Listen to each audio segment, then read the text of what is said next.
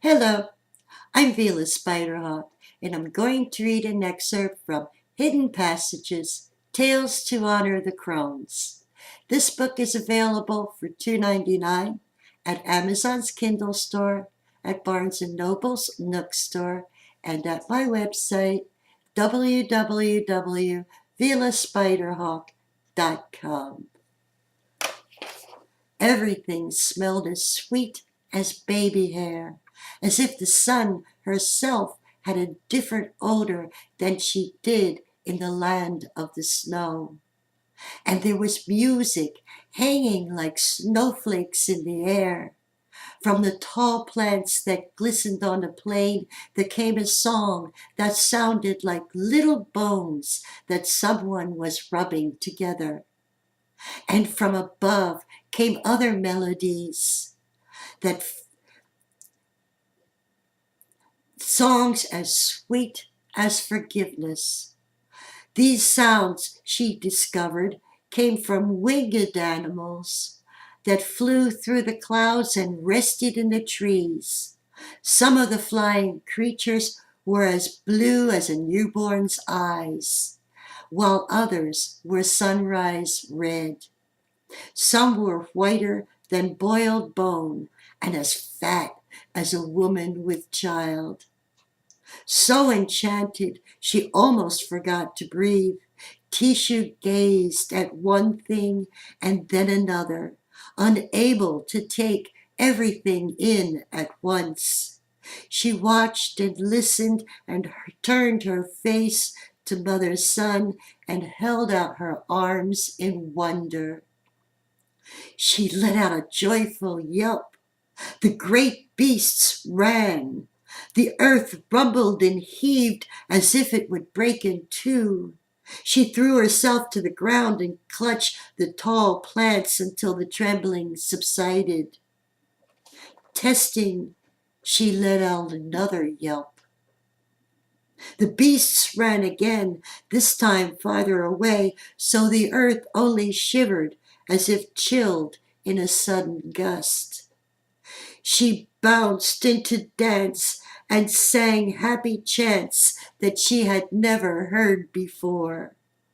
Mother Moon, white and full, came to claim the sky, and still Tichu sang and bounded in circles, leaping and jumping and giddily waving her newly made blankets over her head. Faster and faster she whirled until dizzy and breathless she tumbled to the ground, laughing at her own happiness. And then she ate. So many plants grew right where she was. She hardly had to move to find good things to eat. She ate bitter greens and savory herbs and berries and nuts and all kinds of seeds that were lying before her, just waiting to be picked.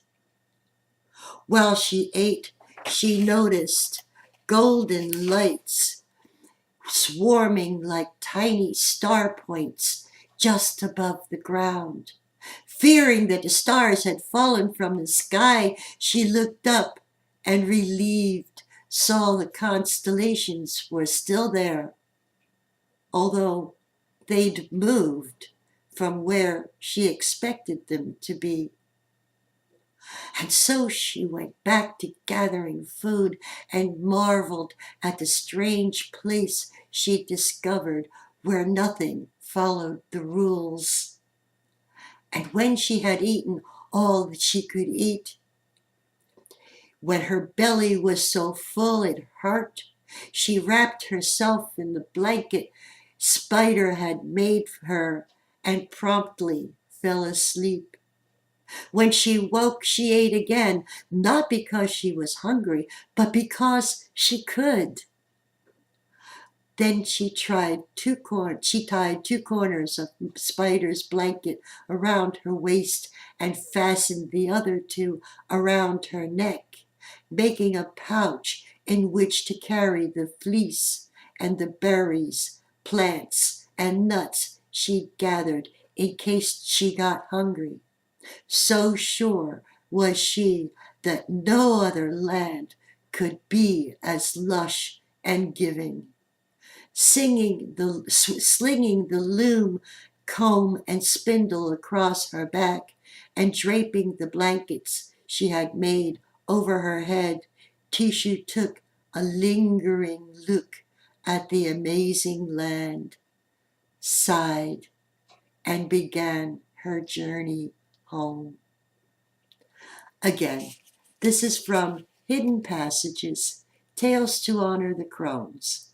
This book is available for $2.99 at Amazon's Kindle store, at Barnes & Noble's Nook store, and at my website, www.vilaspiderhawk.com.